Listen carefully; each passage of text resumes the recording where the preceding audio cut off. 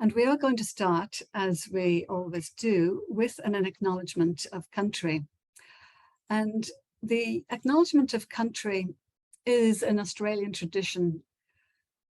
And it's really important. And it's where we acknowledge that country for Aboriginal people is an interconnected set of ancient and sophisticated relationships. And the University of Wollongong spreads across many interrelated Aboriginal countries that are bound by the sacred landscape and intimate relationship with that landscape since creation. From Sydney to the Southern Highlands, to the South Coast, from freshwater to bitter water to salt, from city to urban to rural. The University of Wollongong acknowledges the custodianship of the Aboriginal peoples of this place and space that have kept alive the relationships between all living things. And the university acknowledges the devastating impact of colonisation on our campus's footprint. And we commit ourselves to truth-telling, healing, and education. Now, we have such an amazing panel that if I were to read out all of their impressive achievements, it would take the whole hour. So I'm just going to welcome each in turn, and then you'll find their bios on the link for the event. So first of all, I would like to welcome Professor Patricia Davidson, Vice-Chancellor and President of the University of Wollongong. Welcome, Trish. Lovely to be here, Grace. Thanks. And next, I'd like to welcome Lyndall West, Managing Director of OmbPoint, an early intervention service for workplace conflict. And today's webinar arose from a conversation with Lyndall. So thank you and welcome to Lyndall. Thank you. And now I'd like to welcome Bryony Binns, who's a partner at PwC Australia, where she's a member of the Future of Work team and a whole lot of other responsibilities as well. And Bryony is also chair of our advisory board. So welcome, Bryony. Thanks, Grace. And last but not least, good morning to my wonderful colleague, the Dean of Business in UOW Dubai, Professor Payazi Jayashri. Welcome, Jaya. Thanks for having me, Grace. Great to be here. Well, today's topic is timely, and I know we're going to run out of time, but please post any questions in the Q&A function. We'll try to get them. If you can't, we've got some ideas about how we might actually continue the conversation after the event. And please also join in during some live polls this afternoon. And here's the very first one. So, does your workplace facilitate a hybrid work model? Some days in the office, some days working from home. So if you could just click yes or no, and we'll see what kind of a spread we're seeing. So most people are saying absolutely yes. So 89% of people have said yes, they do. So you can see why it's so important. And if for many reasons, women have been more impacted by COVID-19 than their male counterparts at work. They often do more of the housework or more care for young children, more care for aging relatives. And domestic violence levels rose over the past couple of years in what's been called the shadow pandemic. And we see many women in healthcare with high levels of burnout and exhaustion, and many women in retail and hospitality who lost their jobs during the pandemic, and that will impact their superannuation long term. Women often work part-time in precarious employment. And even prior to the pandemic, Australia was not performing well on gender equity. In 2022, the World Economic Forum Global Gender Gap ranked Australia 43rd out of 146 countries. New Zealand, by comparison, ranked 4th. So some progress may be made, but hopefully we'll hear about some of those things this afternoon. So as we're coming out of the pandemic, we hope, there are mixed signs. There are some signs that women are more mobile because of the opportunities of hybrid working, but also some worrying signs that women who take advantage of hybrid working may be disadvantaged in terms of their career. So today our focus is on what we can do to ensure that the future of work for women not only helps women recover from the disadvantages they've suffered during the last 2 years, but that we actually make real progress on gender equity. Because every organization wants to hire the best people it can and to get the best from those people. And some of those best people are women. So if you don't employ women and keep women, get the best from them, you're not serving your organization well. So we're going to have And the first question for the panel, and it's a nice, simple, straightforward question. So I'm going to give it straight to Trish, our Vice Chancellor. And Trish, how do you think hybrid working will impact on women? Well, I think, as you mentioned, Grace, it's a two-edged sword. On the one hand, it's really emancipating. It gives a lot of flexibility. But on the other hand, I think we've got to be very thoughtful and intentional to maintain our visibility and our presence. And I often think, it's fine for people like me whose career is established, but I think women will need to look to support other women, and the whole workplace will need to focus more on sponsorship.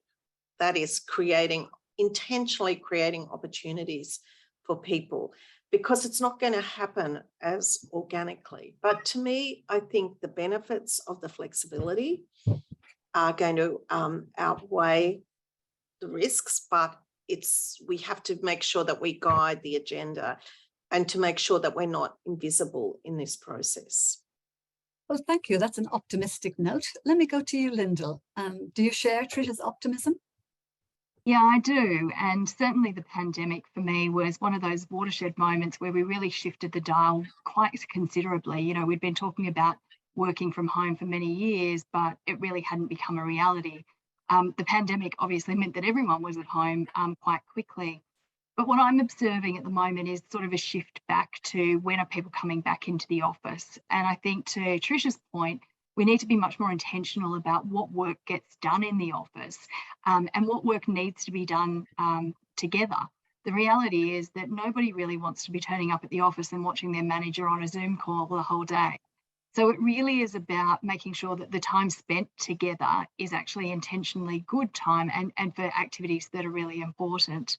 I also think that there's this sort of sense of, I call it perhaps the privilege effect, where a lot of the people who are asking employees to go back to the office are actually those senior managers who live 5 kilometres from the city, who drive their cars into the car park underneath the building and can't understand why the person who has to travel an hour and a half on a train is less interested in coming back to the office. So I think that as leaders, we also need to be reflecting on our own behaviour and biases and thinking about the general workforce and the sort of things that they're dealing with in that return to office. Great points. Bryony, did that resonate with you? It does, Grace. I think for me, zooming out, the question that you posed in terms of how does hybrid work, or how is it likely to affect women?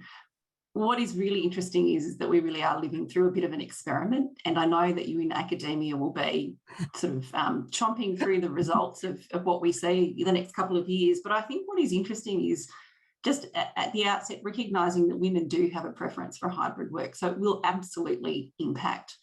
At PwC last year, towards the end of last year, we did a survey called What Workers Want, and you can have a look at the results of that survey through our Australian website. What we were really focused on there was actually the Great Resignation, not hybrid work per se, but what we did see was that the results really did show preferences amongst cohorts that were quite different, but very consistent within the cohorts. And very clearly, women were more likely to be carers, more likely to work part-time, and all of those cohorts very clearly opted towards hybrid work, which raises another big question for me, and that is where we have, and so going back to our survey, there were 10% of respondents in there who don't have a hybrid workplace.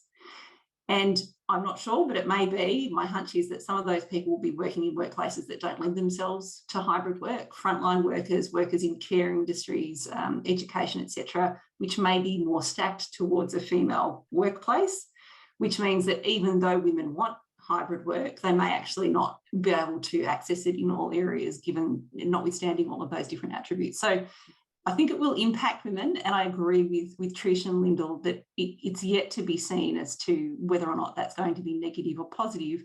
The concern for me is that we make sure that when we're thinking about it as well, that our thoughts and our conversations sort of tend towards what we do for that portion of the workforce that may not have access to that kind of flexibility. Right. Thank you, Bryony. And Jael, what are you seeing in Dubai on this? So this is a very, very relevant question, and something that we are all discussing here. At a general level, I would think that women, have been constantly told that they can't have it all. But hybrid work has given the kind of flexibility and agency to women to be able to balance and prioritize family and work in a manner that works for them. However, the downside, as you said, Grace, a little while ago, and all the colleagues here, is the double shift of paid, unpaid work, which does impact work-life balance, particularly among women with children. And we must understand that while we may have moved substantially from the, heteronormative ideas about gender roles, in reality, when we look at the data around the world, in fact, Gender Gap Report, I think the Global Gender Gap Report 2021 has given this data that on an average, women do spend about 2.5 times as many hours on unpaid domestic work and care as men. And we also have to acknowledge the issue of intersectionality.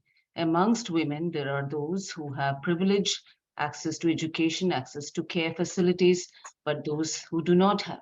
So the challenge for all of us here, in fact, in one of the research that Grace, you and I collaborated on, one of the reasons we saw for the leaking pipeline was a lot of women had to make that conscious decision to step away and start looking after their families because the care duties was primarily, lying with women. So the issue really is how do we, take a multi level perspective, micro, meso, and macro level, at an individual level, at an organizational level, at a national level, because again, governments have a role to play in how do we make sure that we subsidize childcare creches for females, right? So lack of affordable childcare is something that has to be taken up at a national level. So how can we and UAE is really doing a lot in this respect, which probably is noteworthy. That females are being given a lot of priority, particularly with regard to paid leave, maternity leave, caring for their children. In fact, 60 days of maternity leave here, and opportunity for almost resuming work for 1 year after the baby's birth. And if you have children with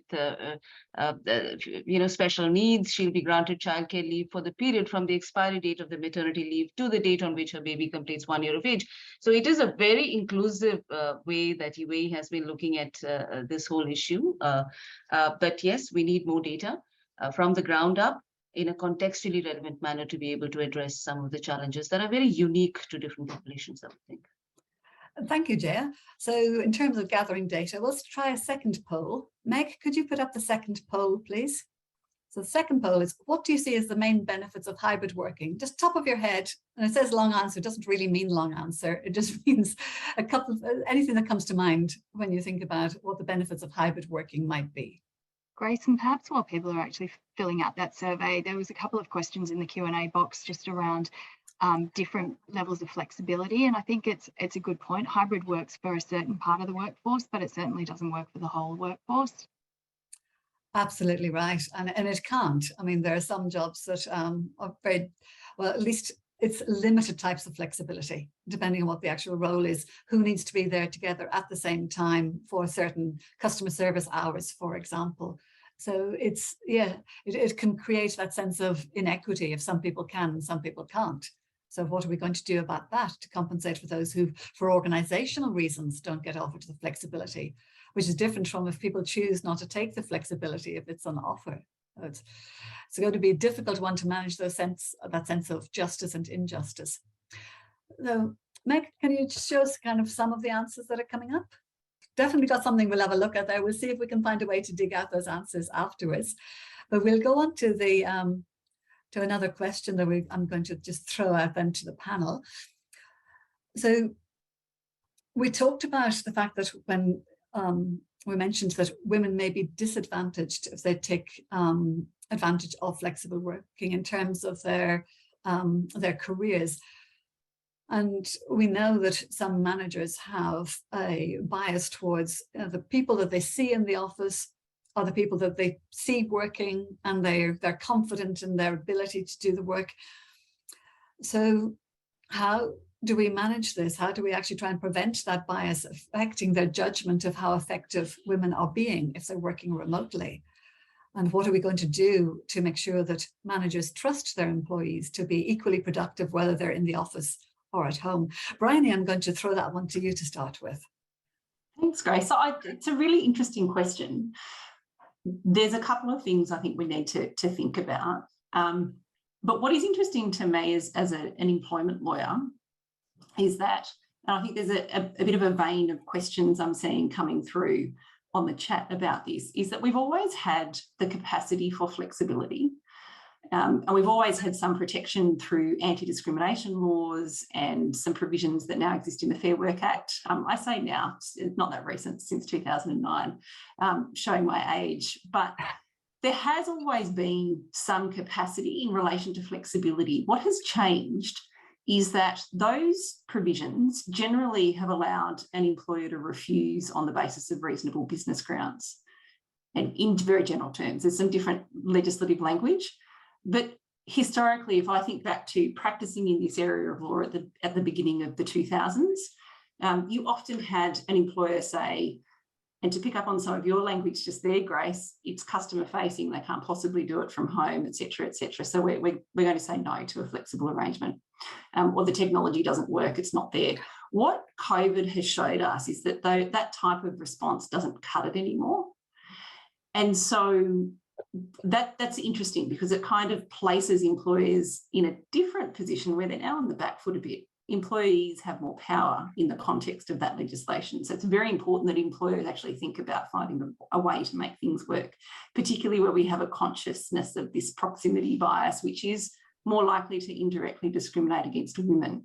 So I think a couple of things. First of all, we had for some time within HR circles talked about the frozen middle. So middle management having become, the importance of middle management was very much ameliorated by shifts towards flatter structures, which everybody likes. They like, that flat kind of non-hierarchical structure assisted by digital technology, solutions for management, etc. I think we need to now look back to thinking about how middle management works as part of that really important management of personnel when they're not at work. We also need to remember that hybrid work isn't about remote work. It's about meaningful time in office and not in office, because personal connection, training, supervision is still important. But the most important thing, and this is at the back end of the sort of discrimination dispute that might come and land on my desk as a lawyer, is if something hasn't worked, you better be able to explain it. What that requires is actually putting in place a very clear framework of expectations around what is required at the beginning of an arrangement, which I think is the biggest challenge for employers. We need to be part of a conversation, both on the employer and the employee end, to reset what the expectations around productivity and output are now to measure performance, which, if performance is no longer based simply on time in office, has got to be a good thing for women contributing in the workplace. Well, that was a really interesting answer, Bryony. And Meg has just kind of shared some of the responses to the last poll. And one of them was about increased productivity, which is interesting. So last year, the Productivity Commission did say people can be more productive when they're at home than in the office sometimes. We just need to get the balance right. But not all managers see that. They are used to dealing with things by the number of hours in the office, and the long hours culture was really, in some industries, particularly strong. The other answers, a lot of the benefits people are seeing in this hybrid working are to do with flexibility and being able to balance home and work life better. So, but Trish, on this question of that Bryony was just talking about, this sense of how are we going to make sure that women aren't disadvantaged if they take those options that are available through hybrid working. Do you have any thoughts on this? Well, I think Bryony made an excellent point about expectations. And I think, I think we have to be clear about that. Service level agreements are a bit extreme, but I think, that's part of what am I expected to achieve. I think good communication is really important. one of the things that does concern me a little bit is the potential for increased disparities between, professional women and women who have less options and choices. One of the things that makes me a little bit anxious is the potential for casualising the workforce, where we are now, but people would think, well, if they're not working here, maybe I can outsource this. That's one of the things that worry me. And I think, of course, it's going to be the more vulnerable that are going to be more likely that that's going to happen. So I think we have to be better at communication more generally, and expectations. And that's probably going to be really crucial conversations, like, adjustment of schedules. But I think it is going to really change the way we performance manage, the way we communicate. And so these are going to be many more management skills that we need to get at. But can I say, as the Vice Chancellor of the university, I see amazing productivity. I've got, and I think it's great to see that people are auto correcting, but then, we're not exactly the real world. Sorry, Grace, I mean that in the nicest possible way. We are professionals, we're trained, we have resources, but it's people in industries that could easily be casualised and moved off that I'm concerned about. That's actually, there was an article, I think it was in the AFR a couple of days ago, I think the CEO of Charter Hall, who may have a vested interest in people coming back to work, made the point that those who sort of are in industries that remain at home are more likely to have their roles digitised or offshored, because if your worker can work anywhere, and if the work can be more cheaply done in another jurisdiction, then there's no reason for it to be around. So it's a very valid concern, Trish. Yes, so we used to think about offshoring for manufacturing industry to countries that are cheaper labour, but now this can now affect services more than ever before. Jay, I'm going to bring you in this conversation because one of the related questions in the Q&A was about, can it affect women because they're not in the office as much to develop business relationships? And that reminded me of some of the research of what we saw in our research as well. This the importance of being able to build those connections and relationships may be harder to achieve online. What do you think? Absolutely. In fact, in our research, what we saw was one of the most important reasons for women were unable to reach leadership positions was because many of them were not part of the strategic conversations that was necessary for them to develop the career competencies. The strategic competency was considered to be a driver for the career capital that is necessary for being part of those male-dominated upper echelons, so to say. And when we look at some of the data, again, LinkedIn data shows that women are 26% more likely to apply for remote working than men. And if these unconscious biases, if these implicit biases exist, then it essentially means that women are more likely to be disproportionately affected. And that would, set back all the progress that we have made to achieve gender parity at the top. So having said that, there are ways in which we could address the bias, and Bryony and Trish made some excellent points there, which was very, very comprehensive. And one of the things that we might want to look at is we might have to track the allocation of work consciously with intention to see, are we are the strategic assignments routinely being given to those who are physically present, or those who are part of those corridor conversations when I'm going out for a stroll, because that, and over a period of time, if we see that there are some implicit biases that is impacting the kind of opportunities that we are giving to men and women, or those who are present versus those who are absent, then that is something for us to really address.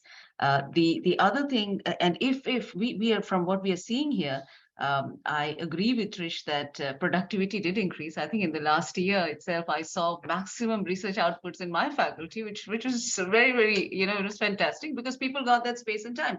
So clearly, in academics, people love the thought of having that, space to start thinking about their research and start publishing, etc., which is great. They don't have to come to work every day.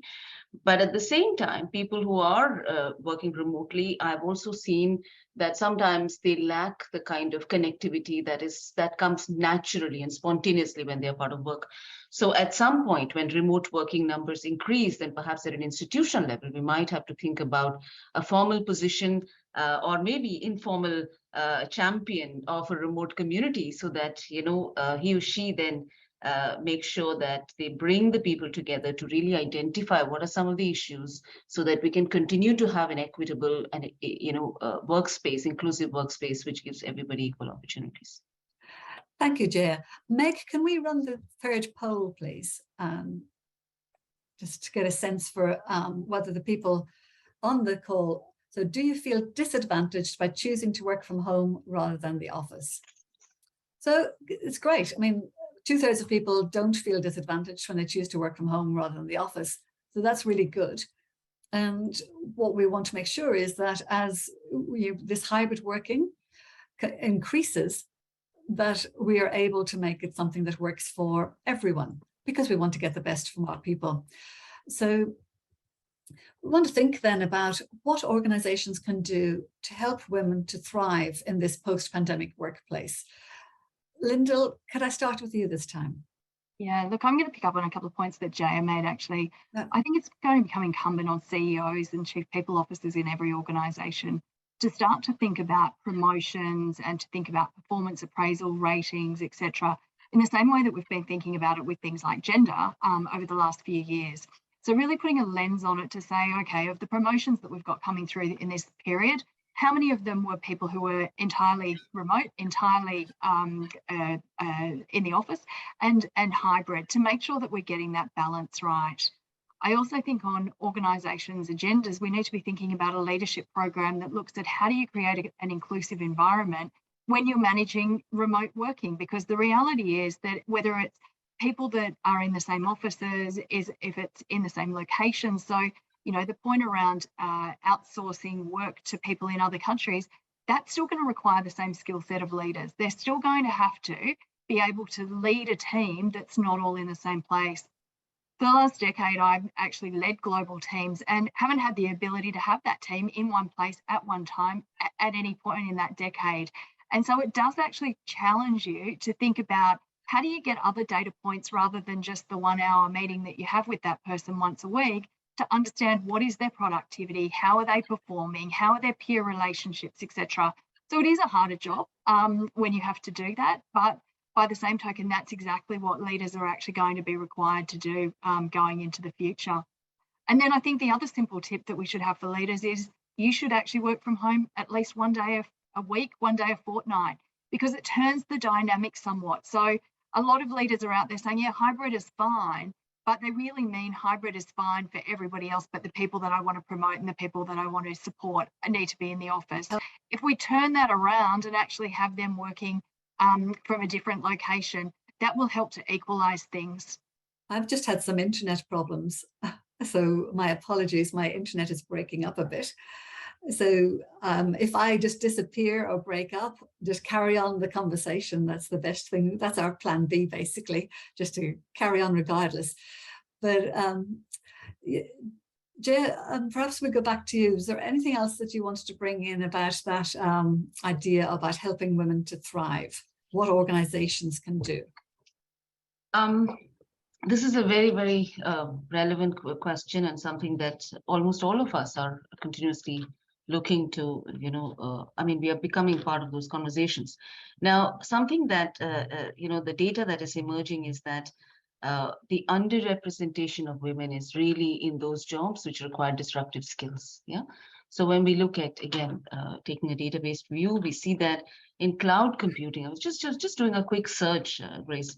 Women make up 14% of the workforce, in engineering 20%, in data and AI 32%, which is kind of worrying, because primarily because when we look at the ambitious job switch that men and women make, clearly the organizations are changing. Business intersections with technology is becoming more and more normalized.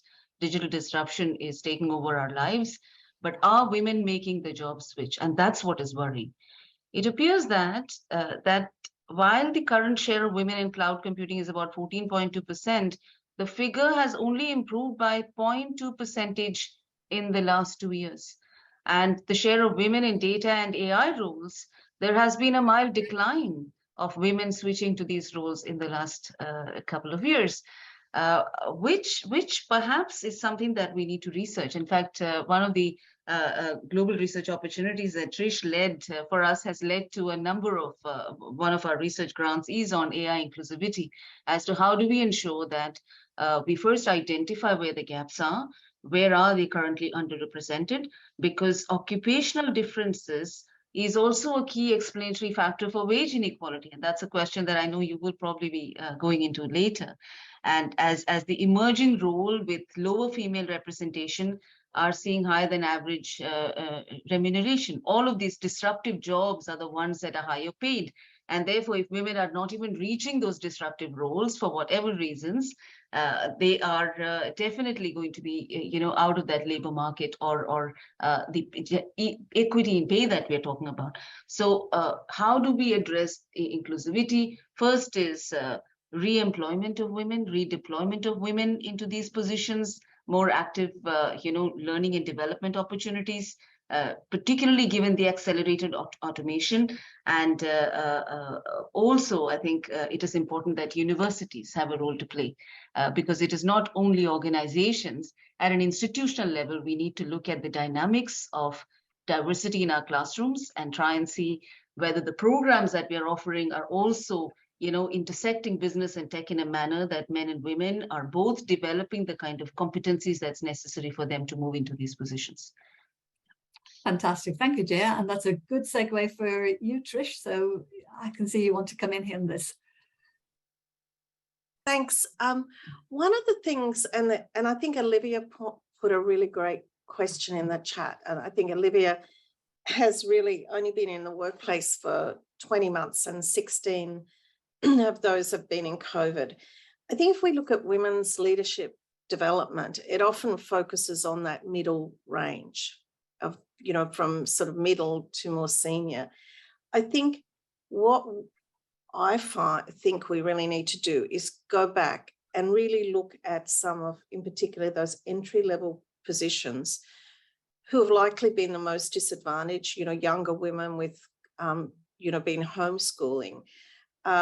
Because I think they're just as we've seen learning loss in children not being engaged, I feel we're going to have a developmental loss in not just women, but in men who are earlier into the workplace and who have not had a head start. So I just think it's also going to challenge us as leaders to think of more segmented approaches to leadership development.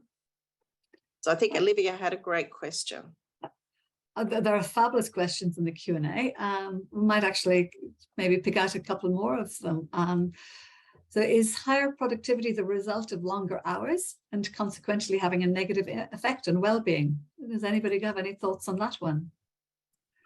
So we've talked about possible increases in productivity. I think that is right. I think we need to have much more self-regulation and self-care. It's easy just to, just be sitting at a desk all day and not having the same opportunistic activity of going to the water cooler or going to buy your lunch. So I think it's, that it's how we then develop those boundaries between home time and work time. Absolutely. Bryony, did you want to come in on that? Yeah, I think there's some interesting commentary around productivity during COVID, particularly for office-based roles. So some studies have shown that there's a big gap between perception of busyness and actual output.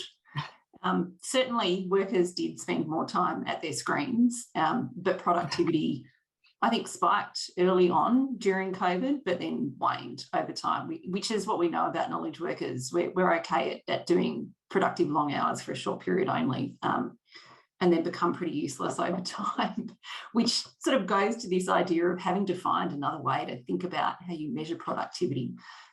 which really does focus on health and wellbeing for people who are very much engaged in knowledge work. But certainly it did have more time at the computer on Zoom, did have an impact. I wonder over time whether there was too many Zoom meetings and everybody got Zoom fatigue and it stopped being, there must have been a point in time where, you know, we just stopped being productive because we were on Zoom too often. I haven't seen any research about that. That's certainly the way that I felt. But I do think, and I've already said it a couple of times, I do think that one of the big, and to pick up on something that Lyndall said in terms of how can we assist women in that hybrid context, a really big one for me. And it is for me as an individual, as a lawyer, I've always worked in professional services firms where the way that I build clients, the way that my value to an organisation has always been measured is based on time, which I don't think is the right output. It was interesting about 10 years ago, after there was a bunch of work coming out of the US in terms of the limits of, you know, how useful you could be in a day as a knowledge worker. I think IBM had found that maybe it was about 6 or 7 hours a day. We actually began to see large corporations out of the US impose billing limits. They would not pay for more than 7 hours of the lawyer's time per day because they didn't think that we were worth much after that, which I thought was very interesting in terms of where the buying power is, but a good argument in terms of how we should measure productivity and output. Thank you, Bryony. Lyndall, over to you. Yeah, look, I agree. I think this is a real opportunity. We're seeing it in the media play out at the moment with some of the big professional services firms, not to pick on you, Bryony, but in terms of, you know, the whole concept of billable hours and you know, whether that's productive, whether it's the right business model going forward, both for clients and for the employees. And I think, you know, as much as we've talked about casualisation today and other pieces, we're also in a talent shortage. And so this is the time to really make those shifts, because whilst there's not enough people to go around, organisations will be forced to rethink the way things operate. You know, if we leave it another 3 or 4 years, perhaps that shift goes back to employers. Absolutely wonderful. Now, we've talked a bit about things that managers and organisations can do, but there have also been calls for government to do things to address some of those structural issues and challenges. So my question for the panel is, if you were the Prime Minister, what is one thing that you would do that would make life better for women in the post-pandemic world? And Trish, I'm going to start with you because you can be one of our voices to government. You have the contacts, the connections, you can advocate for us. Well, I think childcare is really important. And, you know, and then the other thing that I think is going to emerge as being really critical in this era, and I think someone commented in the chat, is the quality of the internet and broadband. And it's not just for work, it's access to health services, it's access to so many things. So I think, you know, addressing the digital divide is something else that I would advocate for. Thank you. Lyndall, what would you do if you were the Prime Minister? Parental leave. It's got to be one of the areas that we really lean into. I know that there's been discussion about it, but we need to provide incentives for males to be taking parental leave. That's for me the main thing. We need to stop talking about caps on remuneration. The reality is a lot of women leave the workforce because their husbands earn more than they do, and so we need to equalise that so that they can remain in the workforce. I think that the push for gender pay reporting is actually a positive one. Probably a decade ago, I didn't think that, but I think it really holds organisations to account. And I think that's a real opportunity for us to sort of press forward on that. And then I think the other thing is that we've got to get more females into industries that are male dominated. And likewise, we need to get more males into industries that are female dominated. So things like education and caring and those sorts of things, the pay rates in those sort of industry sectors will go up if we have a more gender balanced workforce. And I think that's one of the things that we need to be doing. So whether it's giving taxation incentives for organisations on returneeships and things like that, get more women back into those different areas. Fantastic. Now, Jaya, could you just say something about the STEM in the UAE? Because we talked before and it was something like 50-50 male-female STEM graduates, and Australia was about 20% female in STEM. So what's being done in the UAE that is actually helping to develop the pipeline for women to go into some of the male-dominated industries? This is such an important question, Grace, because UAE has taken a lot of conscious steps in ensuring that they're creating a gender just, environment context. In fact, as per the Global Gender Gap Report, UAE is amongst the most improved countries in the world. In overall index this year, it has climbed by about 6% in just 1 year, which is due to the intentional effort. And it is ranked in the top 25 countries in the world for political participation. And 50% of parliamentarians are women, as compared to about 22.5% in 2020. I think New Zealand has about 48.3%. So clearly, and they have also led to a lot of reforms because, there are this equal number of women in strategic positions. Women have a very strong voice here, which essentially means that continuously we have seen a lot of reforms. And one of the most recent reforms in the new UAE labor law that came into effect in February 2022 was that women should receive the same wage as men for the same work or work of equal value, which I thought is outstanding. So there is continuously the kind of effort that is, being made by the government to ensure that women have an equal voice. And you're right, with regard to women moving into these disruptive positions, as I was saying earlier, one of the reasons why women are hesitant to make this ambitious job switch to tech-intensive areas is because of lack of role models. And across the world, we see that data, right? We need to see women succeeding in these positions for us to develop the confidence and to break our own internal voices that tell us that you can't do it, right? You're not good in math, you're not good in science.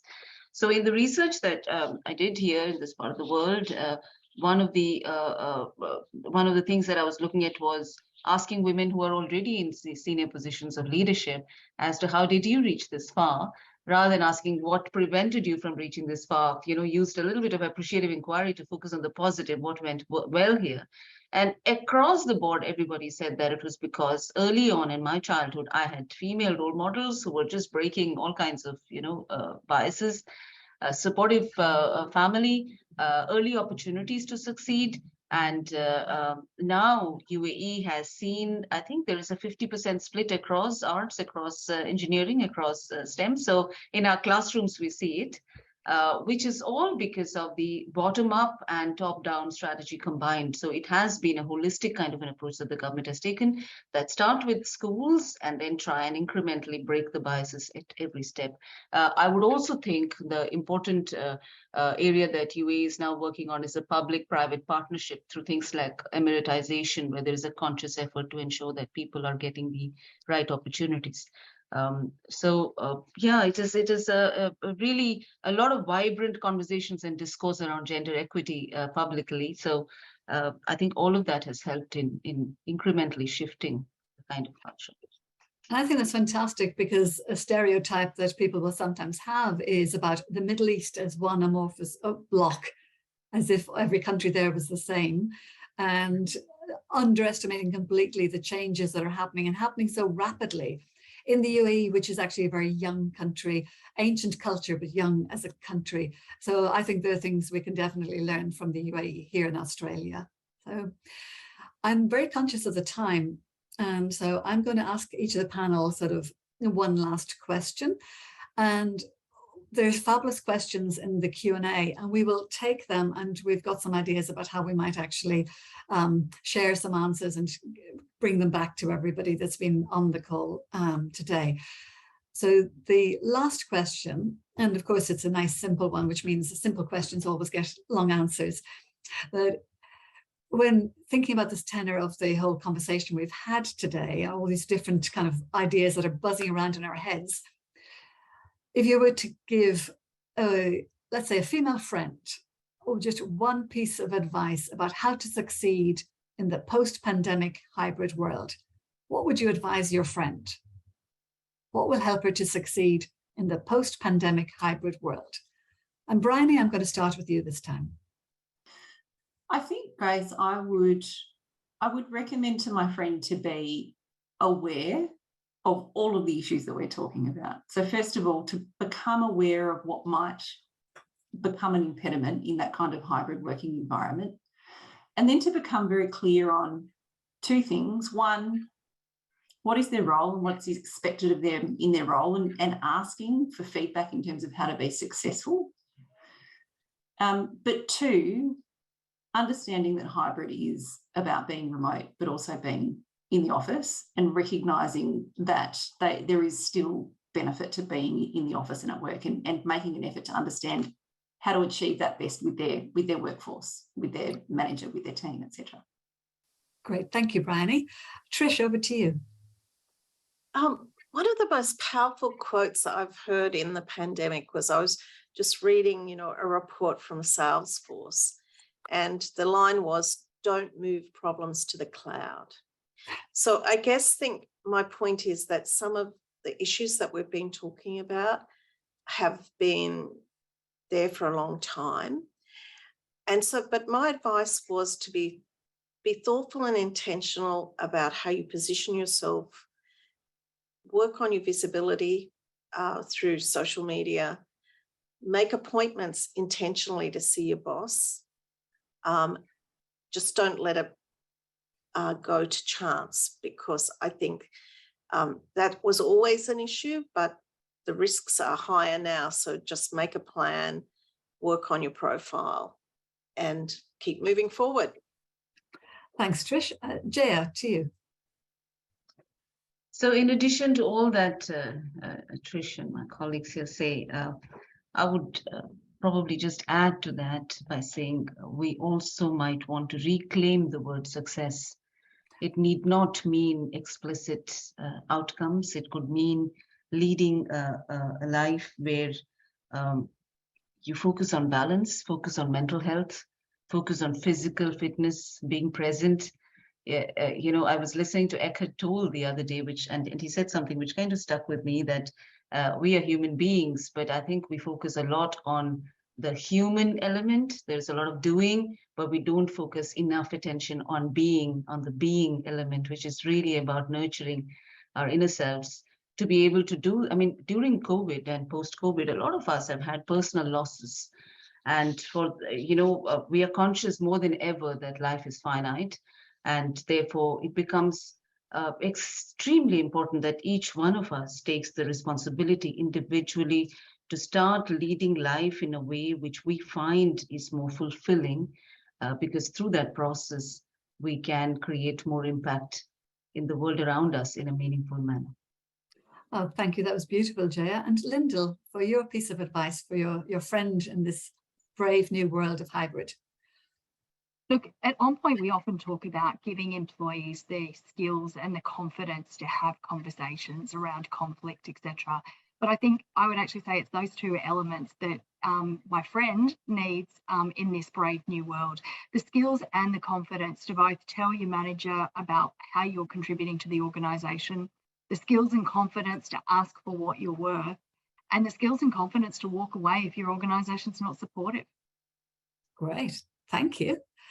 Well, I really am just going to take this chance then to thank each and every one of you, for Trish and Bryony, Lyndall and Jaya, Meg and the advancement team, Kelly, Claire, and all of you for being with us this afternoon for such a fascinating conversation. The recording will be available and the link will be sent to you, but also we will take those Q&A questions and do what we can with them and get those back out as well in some form. We'll see what the best way is to deal with them, because there are some fantastic questions in there. I did see one that I'll just pick out, which was about co-working spaces, and would that help? And yes, it would. Co-working spaces give you the advantage of being able to work locally, saving the planet in terms of commuting time and pollution, but also having the social connections. But even with a co-working space, you still, if you can, need to make those connections with your own organization as well. So this new world is all about balance and balance for better. And we can all try and do our best to make it a better world. So thank you, everybody, for joining us, and have a wonderful evening.